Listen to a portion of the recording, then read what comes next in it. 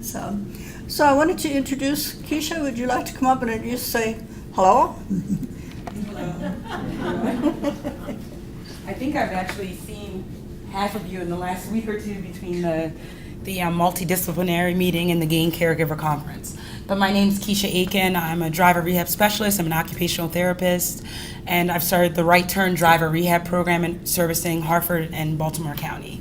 And my program is a little different than some of the others in that I go to the client's home to provide the clinical eval, and then eventually, as long as they do well, progress to behind the wheel. I will say that if you have any clients that are likely, like she talked about, having an amputation that will need vehicle modifications or training, I do not do that, so I usually I give the client a list of places that they could go if they want additional training, but it would likely be some of the other driver rehab therapists.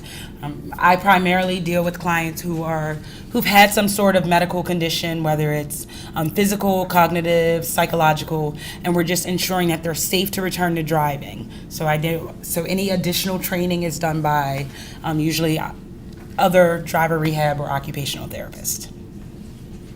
But I just wanted to say hello to everyone. So with that, I just wanted to mention that a couple of things that were mentioned as part of the presentations are in your packet.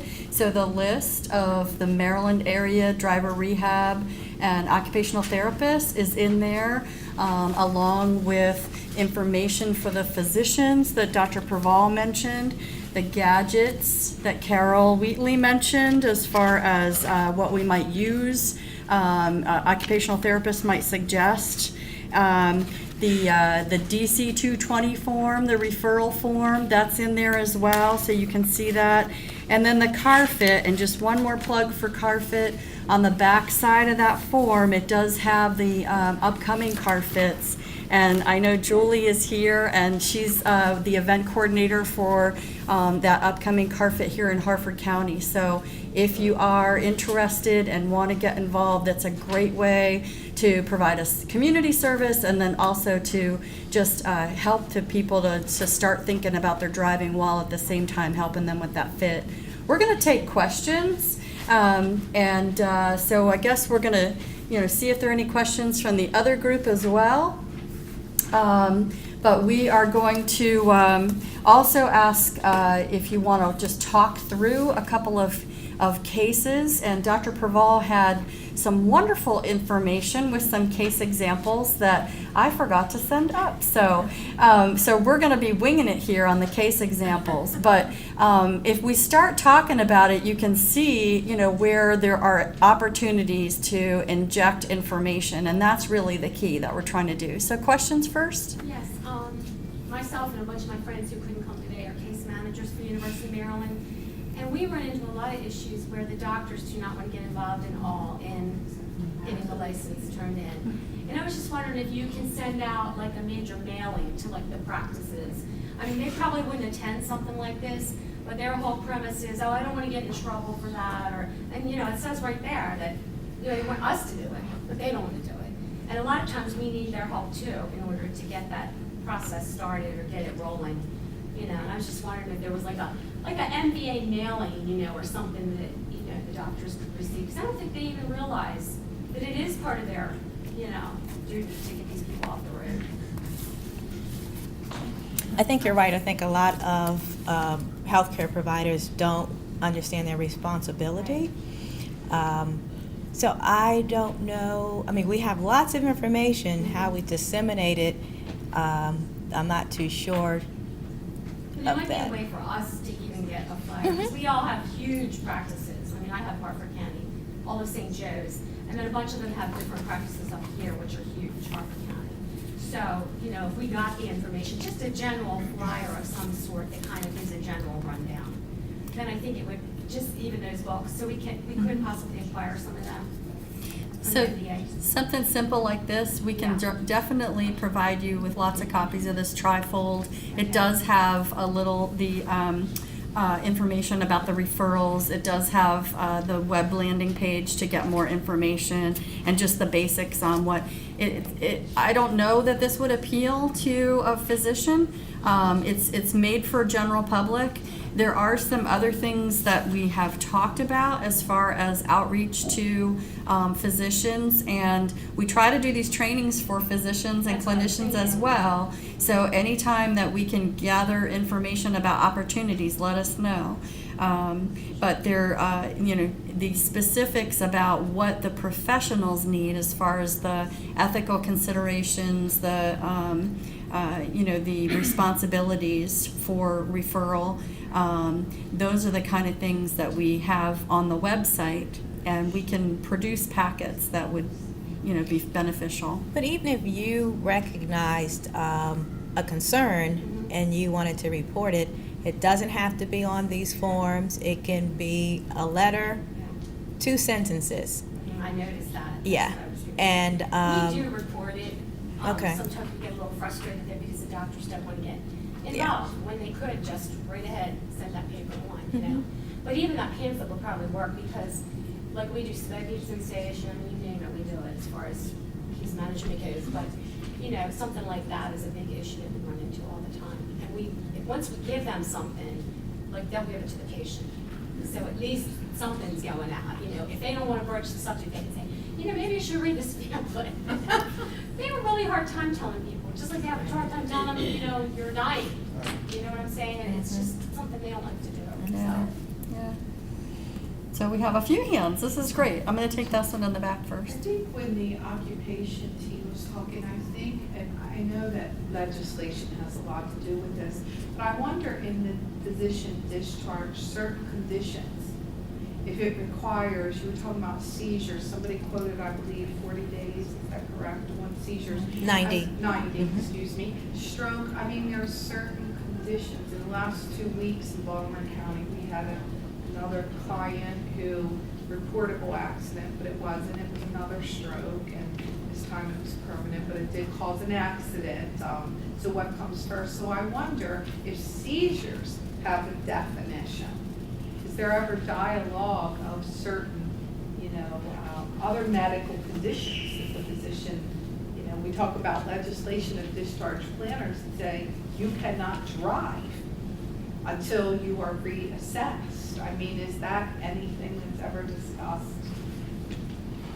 So Can you rephrase that so Hartford Memorial? But I'm not sure if I understand the question. This would be, who would we be phrasing this to? Well, under the occupational discussions of occupational rehab, it's just a question, is it ever discussed that discharge planning should at time with certain medical events say no driving until you're reassessed within a certain time frame for certain medical conditions? You're saying seizure has time frame, but other medical conditions do not. So so the question is, if there is someone who has a medical condition, they're being discharged from treatment, is there something that can be provided to say, based on this condition, you should not drive for X number of days? Is that okay? So we don't have that. The only one is seizure that is regulated as 90 days. So the others really are clinical judgment by the board. And, several factors that we look at. Somebody could have a loss of consciousness, and where you would think they should be stable for 60 to 90 days, if we know that it's related to it's been 140 degrees outside and they were dehydrated, then we don't want to put them in that category. Yeah, I think part of the difficulty is that with so many of the conditions that are on that list of 16 is, like, even to take stroke for an example, the range of functional impairment that you can have after a stroke is just so broad, so that it would be so unfair to impose a particular, a strict guideline on everyone who has had a stroke. So, I think one of the great things about, our driver wellness and safety is that as time-consuming as it might be, they are willing to look at each person individually and consider each situation individually and look at the particular factors that come into play with that situation. You know, and staying back with the example of someone who's had a stroke, well, maybe they have had excellent medical health up until that point. On the other hand, maybe they have a long history of drug or alcohol abuse, and or they have a long history of diabetes that has certainly affected their medical status. Maybe they've been very non-compliant with their diabetic regimen. So that there's just such a wide range that I don't imagine that you're going to be able to. It would be nice to imply that strict type of guideline, but I don't see where it's going to be feasible. I was just going to add, because I do work here for some days during the week, that I think some of it is also education, because lately I've had a lot more of like the neurologists and vascular doctors say during our interdisciplinary rounds, this person has this issue. Can you see them to assess if they're safe to go home, but is there any way that, like, do you think I should tell them not to drive? And I get it, especially when you're living in this area compared to like Baltimore City or even Baltimore County, like there's less access to places, especially on the weekends. So a lot of the doctors here, and I've had the vascular neurological or neurologists say that I don't feel comfortable telling them not to drive if there's no other option. Right. So I've made it a point in the last few months to talk to a lot of the doctors that would be seeing those patients. Unfortunately, it's more Harford County than Baltimore, but It's still part of the discussion. it's becoming more, and it's not being brought up necessarily by the family, Right.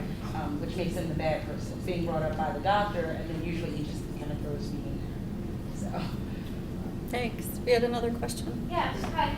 So I'm a community health worker. So although some of the things that we do are a little clinical, most of it is empowering individuals and making sure that we can help them make this decision on their own.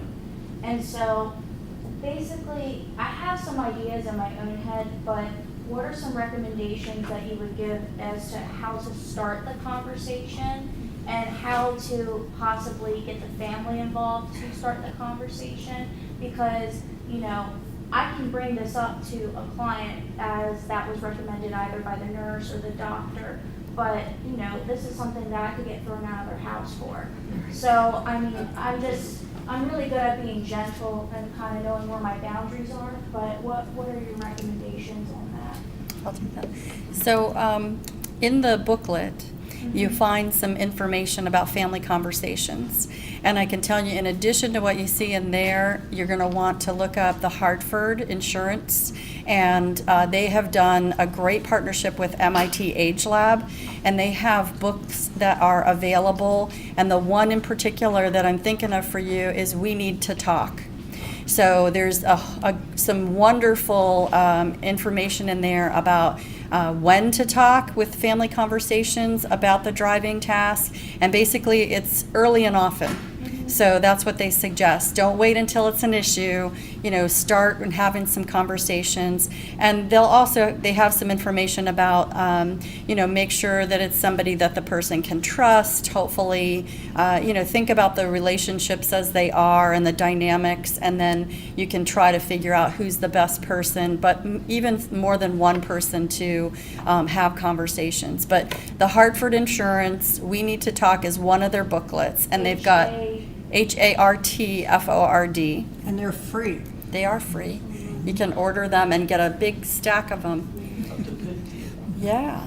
The other thing I would mention too is that in one of Nanette's slides was the clinician's guide to assessing and counseling older drivers. And that's another free resource. It's a huge thick resource, which you can download it as a PDF. And there's a chapter in there about bringing up, as a clinician, bringing up the conversation with the older driver if a person has concerns. Mm-hmm. Thank you. Other questions? Well, Do you want me to go first? Or? go ahead. I wanted to make two comments, and then I did have a question. The silver alert, which I think is a great thing. I get people all the time, because where I sit, I get a lot of people that'll come in and ask me driver questions. And I get a lot of people come in and ask me, what is that? There's a lot of people that aren't aware of what a silver alert is. I think the amber has been around so long that people know that, but they really don't understand what a silver alert is. So I think it wouldn't hurt to do some kind of educational program, at least to get the word out to people. I don't know if you could do it in a driver's license renewal or what, or put it online, but people don't seem to know what that is. And I think it's great, but it's a shame not many people understand what it's for. I also had a comment about the doctor's report, what she was saying over here, because I had two friends that were in about the same position where their parents shouldn't have been driving. Both had loss of conscious issues, falling, that type of thing. And both of them found themselves in a position where the parent was resistant and said, if the doctor tells me I can't drive, then I won't drive. Well, the doctor wouldn't tell them. And the people went and asked, please, would you tell them they can't drive? And they said, that's really up to you. And I think that's a shame, because in the one case, the person said, I'll get thrown out of the house if I say anything. But the doctors weren't supporting these people and weren't informing their patients that they really weren't capable of driving. I mean, these were really serious cases. These weren't just the forgetful person or whatever. These people were losing consciousness like every other week. And the doctors just would not tell them.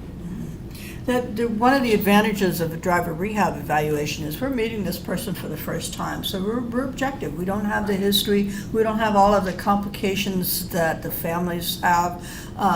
And we have tests that are objective, that have research behind them to show their predictive ability to predict a person's crash risk, or that they're going to be at risk for some safety issue with driving. And then, as I said, we look to see, is there something that we could do to change that?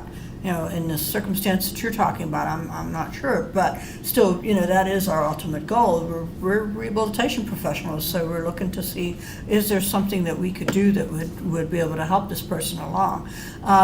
But yeah, very often we have situations where, people come in and you could see there's such tension in the family, and the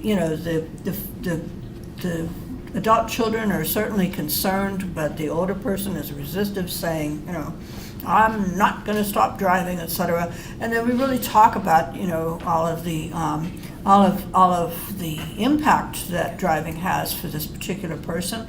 How is that going to impact your life? What are your other alternatives? What other choices do you have? Are there other support networks that are out there that are waiting in the wings, and the person doesn't see them at that point, but that whenever they do stop driving, all of these support networks come forward, to be able to say, hey, we'll help you out, or, you can still get to church because there's another church member who drives right by here, and I'm sure she'd stop by and pick you up, and, we can arrange, for somebody to come and meet with you once a week and take you to the store and to all of the different running the errands that you need to do. There are a lot of support networks that come forward. And we should also mention, too, is the Maryland Access Point is a wonderful resource. MAP is its abbreviation, and you can either access them online, or you can call them, and the folks that are there to answer the phone have a huge database in front of them to look at all of the resources that are specific to that person's area. And lots of times people don't know about them. We have people that come to us who live in retirement communities, and they're paying for the transportation service that's inherent in that and built into that community, and they've never used it. So, In go the ahead. interest of time, I know there are a couple other questions, but if you could direct them to our presenter team as after we wrap up, unless it's a statement for the good of the group. Okay, I just want to be sensitive to people's time schedules, so. Thank you. Thank you. Ladies, thank you. This is a wonderful wealth of information. And as you can see, we could have kept talking for a while.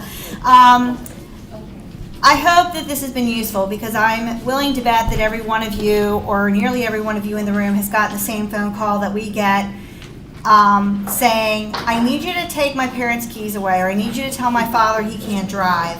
And none of us have that capacity. So today, hopefully, there were some resources shared that will be useful to you when those conversations happen, and you can redirect those folks accordingly. I want to thank all of you for attending today. I want to thank our Hartford Memorial attendees for being there, and thank you, Cecil County, for coming over the bridge. It was lovely to have you with us. And I want to again thank our presenters, if we could give them a round of applause. Certainly not an easy topic of discussion. Next month, training will be on May the 29th. That's the Tuesday after the holiday. We'll be back here in Hartford Memorial. We are working on confirming our presentation, but we are looking forward to hopefully confirming a presentation on the current state of drug abuse concerns, especially among older adults. The fastest group of overdosing individuals in our community here in Hartford County, and I'm sure it's probably generally true across the bridge as well, is that 50 and older population. So we're looking forward to having some information to share with you from the Office of Drug Control Policy and some of their new initiatives to target the older adults in our community and family members to increase awareness around that issue.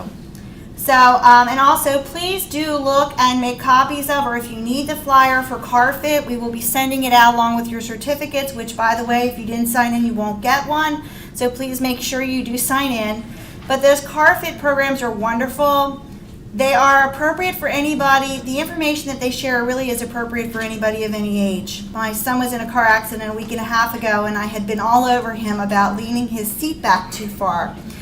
And he learned very quickly how important it was to have that seat up where it needed to be, and I was really grateful that I had been a harpy about it and made sure that he wasn't leaning back too far, because he was kept safe by his seatbelt and had a lot less injury and neck concern than he would have had he not done that. So those programs, that program's wonderful, and it's a great resource to the community. So please do make sure you not only are aware of when they are, but that you post the flyers and share them with those people in your community that you have the opportunity to touch in the line of your work. So thank you.